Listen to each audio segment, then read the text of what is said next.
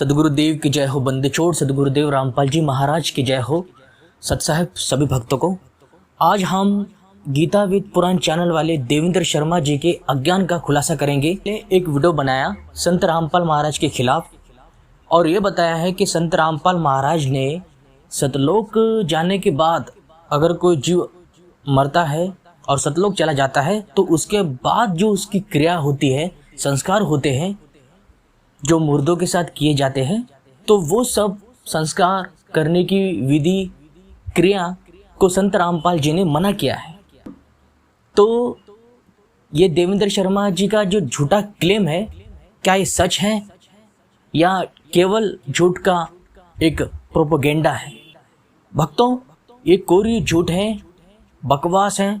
देवेंद्र शर्मा जी ने संत रामपाल महाराज के ऊपर जो क्लेम लगाया है कि मुर्दों को दफनाना या फूकना, उस पर जाना, उसकी विधि करना, संस्कार करना मुर्दों का किसी के मौत पर जाकर, तो ये संत रामपाल महाराज ने इसका निषेध किया है। नहीं, एक कोरी झूठ है। तो इसका प्रमाण आपको खुद संत रामपाल महाराज के मुख से ही सुनाते हैं और इस देवेंद्र शर्मा जी का झूठा ज्ञान का स्वयं ही पर्दाफाश हो जाता है।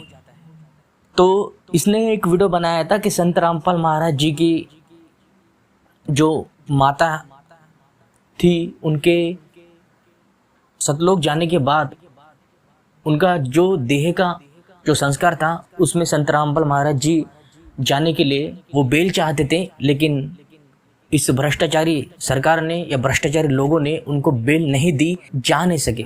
तो इसी का फायदा उठाकर इस देवेंद्र शर्मा जी ने, गीता विद पुराण चैनल वाले बंदे ने खूब हल्ला मचाया और एक वीडियो बनाया और उस वीडियो में बताना चाहा कि संत रामपाल महाराज ने ऐसा बताया है और संत रामपाल महाराज जी झूठ बोलते हैं। तो आइए देखिए, संत रामपाल महाराज जी के मुख कमल से सुनिए कि क्रिया संस्कार के बारे में रामपाल जी महाराज का मत क्या है और ये झूठे देवेंद्र शर्मा जी ने क्या वीडियो बनाया है। आप स्वयं देखिए। नए नए सुख दिए परमात्मा ने, तो आज वही परिवार समर्पित हो गया इस दाता पर। पहले हमने गाली देवा था, अब ऐसी अफवाह फैलाते हैं बहुत से लोग कि रामपाल तनु का है कि अपने जो कोई मर जावे उसने घसीट के ले जाओ, कंधा भी मत दो। इन झूठ बोलने तो मतलब है और दूसरा काम नहीं। नकलिया ने कोई बात हुई, हम सरेआम कहते हैं संस्कार करो, विधि से ले जाओ, जो बे मतलब के बवंडर है वह ना करो। जैसे मरने वाला मर गया, उसने फूकन की तैयारी कर रहे, अन्यों का भी इसका स्नान कराओ, वो खाक स्नान कराओ है, फूकन जान लाग रहे हैं और उन्हें नवाओ दुआओ। ये बे मतलब की बकवादी न शुरू करा रखी। फिर क्या है, जैसे कफन है, मुर्दे को ढकने के लिए एक पर्याप्त है। अब क्या परंपरा बना रखी है, आसपास के जितने भी व्यक्ति होंगे, घर हैं, जैसे उसके 10-20 घर हैं आसपास के कुल के लोग, तो 10 के 10 चादर डालेंगे उसके ऊपर और उन फिर फूकने जाएंगे। तो बात हुई है, ये एक्स्ट्रा वेजेंस बे मतलब की बकवाद। एक कफन डालो, तो हमारे विरोधियों ने क्या अफवाह फैला रखी थी कि रामपाल तनु का कफन भी मत डालो। रामपाल नु कहा ये एक्स्ट्रा मत डालो, एक अवश्य डालो।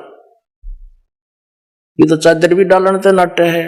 बुढ़िया मर जाओ, उस पास की 20 चुंदड़ी डालेंगे, 20 एक बतेरी ढक के ले जाना, फूक का आना है। बता क्या मतलब है ये?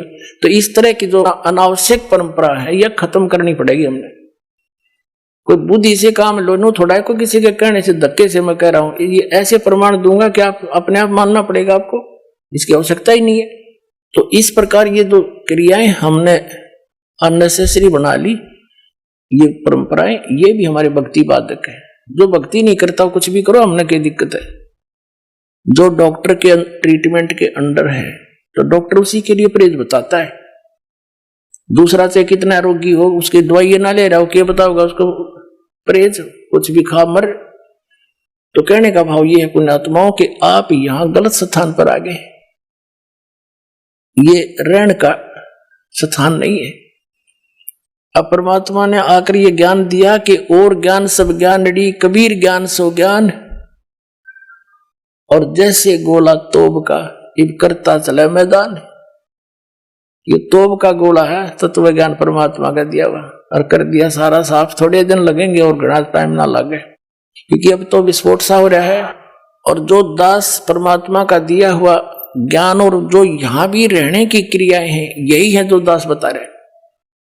और एक दिन पूरे विश्व को माननी पड़ेगी, या दो दास की सीख है, परमात्मा का दिया उपदेश है, और तभी हम सुखी होंगे। और इसी नाम को सबको ग्रहण करना पड़ेगा, क्योंकि भगवान का आदेश है। और काल से इस काल भगवान ने अपने वतन में कह रखा है कि कलयुग में कितने जीव ले जाइयो तुम, सतयुग त्रेता द्वापर में थोड़े जीव ले जाना। तो परमात्मा ने 3 युग बाट देखी, इंतजार की इसकी, और इसने 3 युगों में हमारे साथ के जुल्म करा दिए, हमें कितने मजहब बना दिए, नारी नारी भाषा बना दी। 100-200 किलोमीटर के बाद जाकर भाषा बदल जाती है। बता किस किस ने समझावे।